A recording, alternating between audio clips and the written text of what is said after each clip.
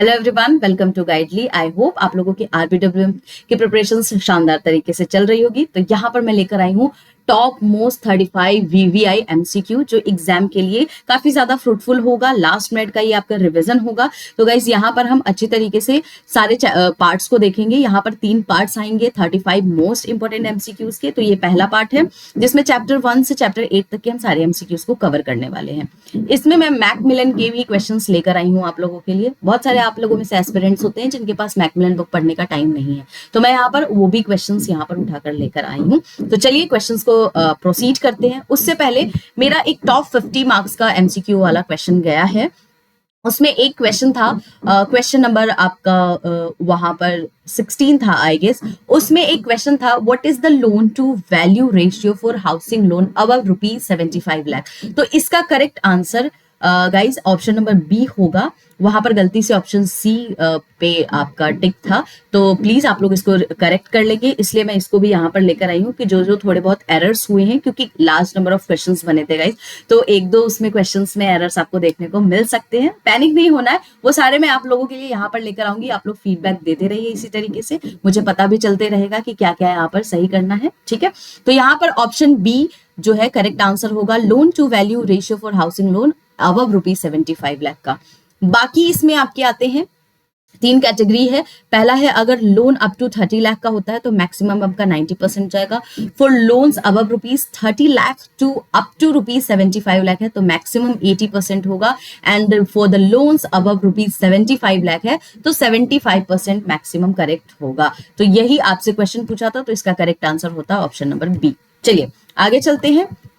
आगे एक और क्वेश्चन था, इसमें काफी सारे बच्चों को कंफ्यूजन था कि e auctions of the attached property will not be compulsory only if the value is less than. इसका करेक्ट आंसर था option number C, is less than 5 lakh. Correct answers था, लेकिन कंफ्यूजन आप लोगों को बहुत ज्यादा हो गया था इसमें। तो इसका आप यहाँ पर देख सकते हैं, एक्सप्लेनेशंस मैंने प्रोवाइड किया है। E auction is compulsory for the public sale through SARFAESI except for the cases where the book OS at the time of the auction is less than ₹5 lakh. तो यहां पर less than ₹5 lakh is the correct answer होगा। ठीक है, तो जिनको भी इसमें डाउट था आप यहाँ पर डाउट को क्लियर कर सकते हैं। और अगर ज्यादा डाउट हो रहा है तो IIBF का जो वेबसाइट पे आप जाएंगे, आपको मैकमिलन की बुक मिलेगी, है ना। अब उस मैकमिलन बुक में जाकर के एक बार आप एक्सप्लेनेशंस देखेंगे। इसका करेक्ट आंसर 5 लाख ही होगा गाइस, कंफ्यूज नहीं होना है। आगे चलते हैं। तीसरा क्वेश्चन है, what is the margin requirement for an education loan under the model scheme education loan scheme for the studies costing more than ₹4 lakh up to ₹7.5 lakh in India. 2 case होते हैं, एक इंडिया का केस होता है, अब एक अब्रॉड का केस होता है। अब इसमें भी कुछ लोगों को डाउट्स आ रहा था कि मैम समझ नहीं आ रहा है। इसमें समझने का कुछ है ही नहीं, कुछ बहुत यहाँ पर हार्ड एंड फास्ट कोई रूल नहीं है। यहाँ पर आप देखेंगे कि 4 से more than 4 lakh up to 7.5 lakh पूछ रहा है इंडिया के केस में, तो करेक्ट आंसर होगा इसका 5%। मैंने आपको बताया था कि अगर अब्रॉड के केस में पूछता तो कितना परसेंट होता, तो 15% था उसका करेक्ट आंसर। बस मैं यहाँ पे यही आपको बता रही थी, बट इस सवाल का आंसर 5% होगा। इंडिया के केस में पूछा गया है आपसे। एक्सप्लेनेशंस यहाँ पर मैंने आपको प्रोवाइड किया है। एबव अगर 4 लाख होता है तो 5% है in case of India and 15% है इन केस ऑफ अब्रॉड। ठीक है, यही लिखा हुआ था। आई होप ये डाउट भी आपका क्लियर हो गया होगा। इसके अलावा सिक्योरिटी से रिलेटेड भी आपको क्वेश्चन पूछा जाता है कि अप टू अगर 4 लाख है तो क्या क्या सिक्योरिटी प्रोवाइड करते हैं, पेरेंट्स का साइन चाहिए नहीं चाहिए, 4 लाख से 7.5 लाख के बीच में है तो किस तरीके से होता है, एंड एबव 7.5 लाख है तो क्या क्या होता है। तो ये भी आप लोग सिक्योरिटी वाला भी देख लेंगे और मार्जिन वाला भी एक बार गो थ्रू करेंगे। इसका करेक्ट आंसर है ऑप्शन नंबर बी। आगे चलते हैं। Advantages of retail banking includes, तो 4 ऑप्शन है। Risk is less as client base is large, income is relatively more as spread is more, stable model with less volatility, all of the above. तो कौन कौन से इसमें advantages हैं retail banking के, तो इसका करेक्ट आंसर क्या होता, ऑल ऑफ द अबव। सारे के सारे आपके एडवांटेजेस होते हैं रिटेल बैंकिंग के। आगे चलते हैं। विच of the following is not an advantages of retail banking, इसमें से बताना है एडवांटेजेस कौन सा नहीं है। High cross selling potential, less volatility in business, high customer loyalty and high default rates. तो इसमें एडवांटेजेस कौन सा नहीं है, तो option number D, high default rate. यहां पर आपको लेस डिफॉल्ट रेट देखने को मिलता है। एनपीए के चांसेस यहाँ पर कम होते हैं compare to corporate banking sorry. तो रिटेल बैंकिंग में आपको लेस डिफॉल्ट देखने को मिलता है, तो ये एक एडवांटेजेस नहीं है, ठीक है। नेक्स्ट क्वेश्चन पे चलते हैं, विच of the following is not part of retail banking, कौन सा इसमें से रिटेल बैंकिंग का पार्ट नहीं है? Internet banking, mobile banking, providing term loans for projects and credit card facilities. तो ऑप्शन इसका सी होगा, providing term loans for project is not a part of retail banking. Internet banking है, mobile banking है, credit card की facilities भी है। आगे चलते हैं, after outbreak of COVID-19, the future of retail banking will depend mainly on branch banking, digital banking, brick and mortar banking, none of the above. Covid आने के बाद क्या सिचुएशन हुआ था? लोग ऑनलाइन होने लगे थे, डिजिटल चीजों को करने लगे थे, यानी कि अगर मुझे सब्जी भी मंगानी होती थी तो मैं ऑनलाइन यहाँ पर पेमेंट करती थी, ऑनलाइन हम ऑर्डर करते थे, तो घर में भी लोग एक दूसरे से इंटरनेट के थ्रू जुड़ गए थे। तो इसका करेक्ट आंसर क्या होगा? The digital banking is the correct answer. आगे चलते हैं, the business model followed by a banks for the retail banking are, चार ऑप्शंस हैं आपके पास, strategic business unit approach, departmental approach, integrated approach, any of the above.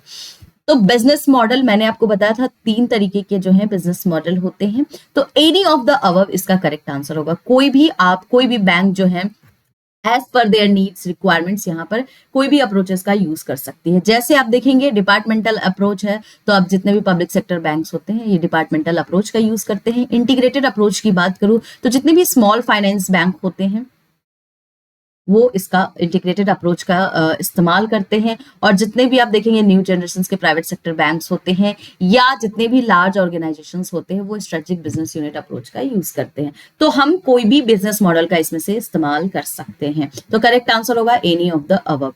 आगे चलते हैं, foreign bank cited in the topic which entered in the retail banking activities when not able to achieve the business objectives।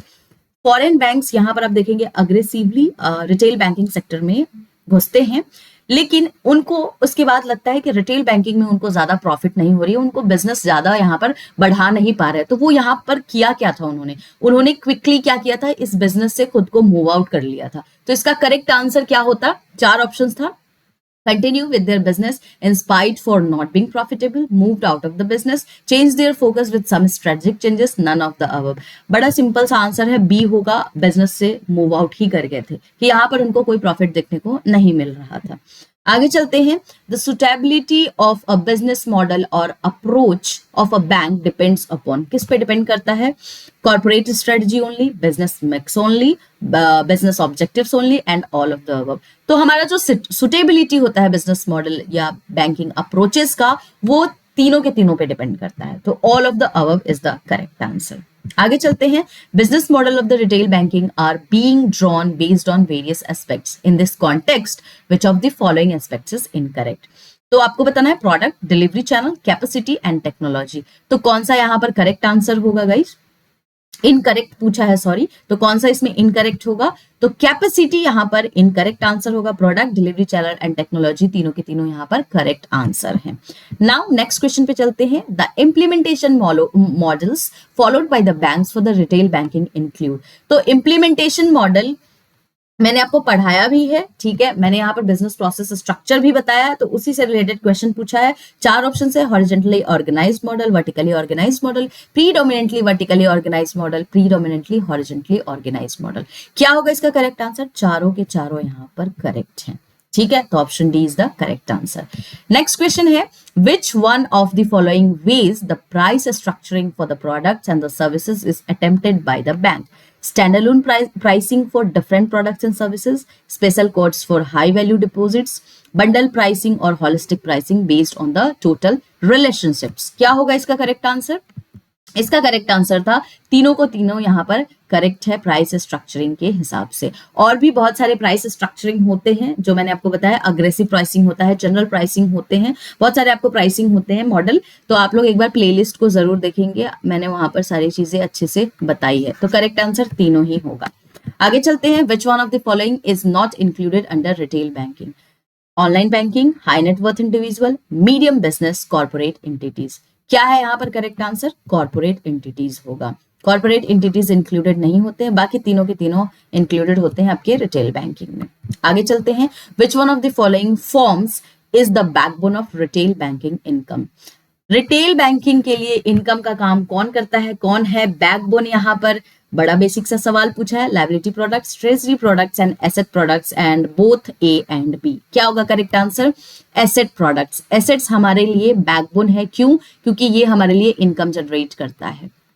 हम जब भी customers को loan provide करते हैं हम वहां पर चार्ज करते हैं, और वो जो इंटरेस्ट हम चार्ज करते हैं वो बैंक के लिए प्रॉफिट होता है। ठीक है, तो आपका करेक्ट आंसर होगा एसेट प्रोडक्ट्स। नेक्स्ट है under which category the sale of insurance product falls. तो इंश्योरेंस प्रोडक्ट्स जो है कौन से कैटेगरी में आता है? Retail liability, third party product, retail asset, none of the above. Third party product में आपका इंश्योरेंस प्रोडक्ट्स आता है। ठीक है, तो ऑप्शन बी यहाँ पर करेक्ट आंसर है। आगे चलते हैं। Out of the following which is the definition of profitability. तो अब आपको बताना है प्रॉफिटेबिलिटी का डेफिनेशन क्या होता है। Profitability is a measure of an organisation's profit relative to its expenses. It compares how much profit a company makes compare to its overall revenue and cost. Profitability is a measurement of efficiency and ultimately its success or failure. D है all of the above. क्या होगा correct answer इसका? all of the above. सारे के सारे यहाँ पर correct answer है। नाउ नेक्स्ट क्वेश्चन पे चलते हैं। Out of the following which one is not a measure of profit. अब आपने 3 लेवल्स ऑफ प्रॉफिटेबिलिटी भी पढ़े होंगे, मेजर्स ऑफ प्रॉफिटेबिलिटी पढ़े होंगे। तो 3 होते हैं इसके, gross profit, operating profit and net profit. Netted profit नाम का कोई भी मेजर्स ऑफ प्रॉफिट नहीं है, तो हमारा यहाँ पर करेक्ट आंसर क्या होगा? नेटेड प्रॉफिट। नेक्स्ट क्वेश्चन पे आते हैं। विच of the following statement is incorrect. अब आपसे प्रॉफिट एंड प्रॉफिटेबिलिटी के बारे में पूछा है। तो profit is an absolute amount whereas profitability is a relative one. Profitability is an absolute amount whereas profit is relative one. Profitability is a measurement of efficiency of a company in relation to the size of the business, whereas profit is an absolute number determined by the amount of the income or revenue above and beyond the cost or the expenses an entity incurs. D है, although a company can realize a profit, this doesn't necessarily mean that the company is profitable.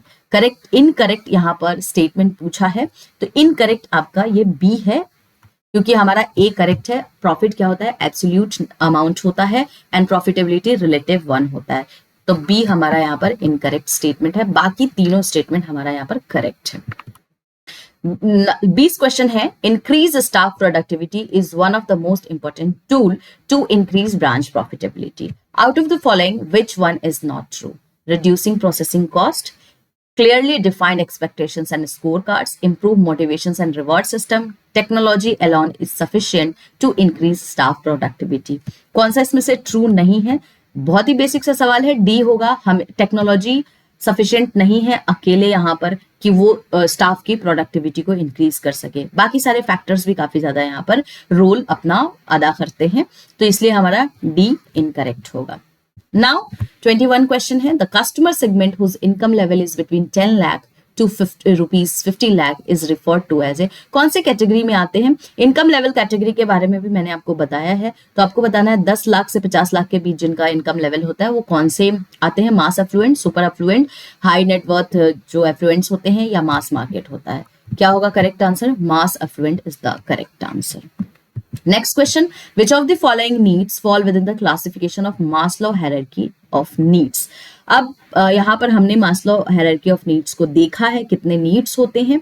अब यहाँ पर आपसे question पूछा है physiological need, safety need, social need and urgent need. तो इसमें कौन सा जो है नीड फॉल करता है विद इन द क्लासिफिकेशन? तो आपका इसमें से 3 करेक्ट है और एक यहाँ पर गलत है, यानी कि physiological need is the correct answer, safety needs होता है, सोशल नीड होता है, अर्जेंट नीड नाम का कोई भी यहाँ पर चीज नहीं है। आपको एक सेल्फ एक्चुअलाइजेशन नीड होता है एंड एक होता है आपका स्टीम नीड। तो ये आपके 5 नीड्स होते हैं, याद रखेंगे, एग्जाम में इससे क्वेश्चंस पूछते हैं। मैच दी फॉलोइंग्स भी पूछा जाता है गाइस इससे, तो एक बार गो थ्रू जरूर कीजिएगा कॉन्सेप्ट से।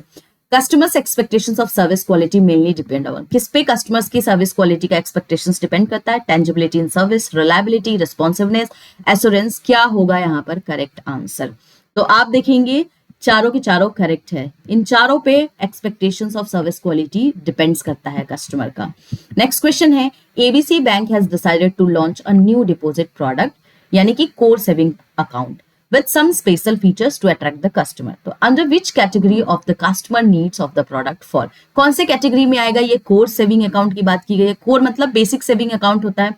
तो कौन से अपने हायरार्की नीड्स में पढ़ी थी ये? मास्लो हायरार्की ऑफ नीड्स में security safety needs, self actualisation need, physiological needs and the self esteem needs. Correct answer होगा फिजियोलॉजिकल नीड्स, यानी कि यहाँ पे हम बेसिक नीड्स की यहाँ पर डिजायर करते हैं, रिक्वायरमेंट होती है हमें. तो कोर सेविंग अकाउंट जो है फिजियोलॉजिकल नीड्स में आएगा. इसके लिए मैंने भी आपको कॉन्सेप्ट पढ़ाया है, प्लेलिस्ट में जाकर आप लोग देख सकते हैं. आगे चलते हैं. Which one of the following statement is appropriate? Appropriate बताना है. Customers are different. Retail banking के रिगार्डिंग ये अप्रोप्रिएट क्वेश्चंस पूछ रहा है. मैं यहां पर लिख भी देती हूं. चलिए, तो आपको बताना है customers are different, needs of the customers are different, each customers will have a different sets of need for the financial services. तो कौन सा स्टेटमेंट्स इसमें से अप्रोप्रिएट है? तो ये तीनों के तीनों अप्रोप्रिएट है. हमें रिटेल बैंकिंग में हमेशा ये समझ के चलना चाहिए, कुछ अजम्पशंस होते हैं, कस्टमर्स हमेशा डिफरेंट होंगे, उनके नीड्स डिफरेंट होंगे और हर कस्टमर्स का अपना जो फाइनेंशियल गोल होता है उसके लिए उनके डिफरेंट डिफरेंट नीड्स होते हैं. तो we need to understand before providing any products and services to our customer. ठीक है, आगे चलते हैं. 26 है. Which one of the following statement is correct in respect to of the product cycle? Product cycle आपने देखा होगा, इंट्रोडक्शन फेज होता है, ग्रोथ फेज होता है, मैच्योरिटी फेज होता है और एक डिक्लाइन फेज भी होता है. तो तीन के बारे में पूछा है, आपको करेक्ट बताना है. तो introduction stage of the product, the sales volume will be low and the revenue from the products will not be sufficient to cover the cost of producing, marketing and servicing it. In the growth stage, which is the second stage in the product life cycle, the sales volume remains stagnant. In the maturity stage, there is a more growth and sales volume peaks. तो क्या है इसका correct answer? तो दो statement इसमें correct है, यानी कि पहला और तीसरा हमारा करेक्ट है. सेकंड जो है ग्रोथ स्टेज में आप देखेंगे कि पीक्स अप होता है, यानी कि वॉल्यूम यहाँ पर पीक पकड़ लेता है, यानी कि जितना आपने यहाँ पे कॉस्टिंग लगाई होगी, कॉस्टिंग और जो आपका सेल है दोनों यहाँ पर इक्वल हो जाता है. तो यहाँ पर स्टेगनेंट नहीं होता है. जब आप डिक्लिनेशन फेज पे जाते हो ना, डिक्लाइन फेज पे, तो आपकी वॉल्यूम, सेल्स की जो वॉल्यूम होती है स्टेगनेट हो जाती है. तो ये चीज आप लोग याद रखेंगे. ठीक है, तो option B is the correct answer. Next question है. Product architecture components include. चार आपको यहाँ पर ऑप्शंस दिए हैं. Generic product, the core product, the expected product adding additional features, augmented product adding value in the additions to the feature, the potential product futuristic features in anticipations. क्या होगा correct answer? Guys ये चारों ही correct है, तो option D is the correct answer. याद रखेंगे, exam में ये क्वेश्चंस तो आता है.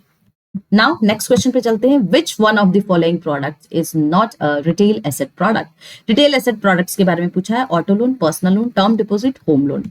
बेसिक सा सवाल है. टर्म डिपॉजिट हमारा रिटेल एसेट प्रोडक्ट्स नहीं है, ये लायबिलिटी है, लायबिलिटी फॉर द बैंक. चलिए आगे चलते हैं. Credit scoring model are based on dash of the applicants. चार ऑप्शन है आपके पास. Default on the previous credit transaction, payment behaviour और payment history, previous searches and inquiry, annual income. तो क्या होगा इसका करेक्ट आंसर? किस पे बेस्ड होता है? तो इसका चारों का चारों करेक्ट आंसर है, यानी कि आपके क्रेडिट ट्रांजेक्शंस पे, आपके पेमेंट हिस्ट्री पे, आपके प्रीवियस इंक्वायरीज पे एंड एनुअल इनकम, सब पे क्रेडिट मॉडल आपका वर्क करता है, बेस्ड होता है. 30 क्वेश्चन है. The most common mistakes in the credit score will be due to confusion of names, human input error, identity theft. क्या होगा करेक्ट आंसर? तीनों ही करेक्ट आंसर है. ठीक है, आगे चलते हैं. Which one of the following is not a credit information company approved by RBI? CRISIL, Equifax, Experian और सिबिल. क्या होगा इसका correct answer? CRISIL is the correct answer. It's not credit information companies which are approved by RBI. आगे चलते हैं. Which one of the following parameters the credit information companies normally give higher weightage? New credit, amounts owed, length of the credit history and payment history. क्या होगा इसका correct answer? इसका correct answer है payment history. Option D is the correct answer. Now, according to the income tax rule, a term deposit या fixed deposit may be paid in cash if the amount of matured proceed is less than rupees 20,000. If the amount of matured proceeds is up to rupees 20,000, if the amount of matured proceeds is more than rupees 20,000, and banks can pay any amount after being satisfied of the genuineness and integrity of the customer. क्या होगा correct answer? तो option A हमारा यहाँ पर correct answer है. Now 34 question. Reverse sweep facilities in 2-in-1 account is applicable on. तो reverse sweep facilities के बारे में पूछा है, तो इसका क्या होगा correct answer? Last in last out basis, first in last out basis, first in first out basis and last in first out basis. हमेशा याद रखना है, इसका आंसर होगा लीफो यानी कि last in first out basis.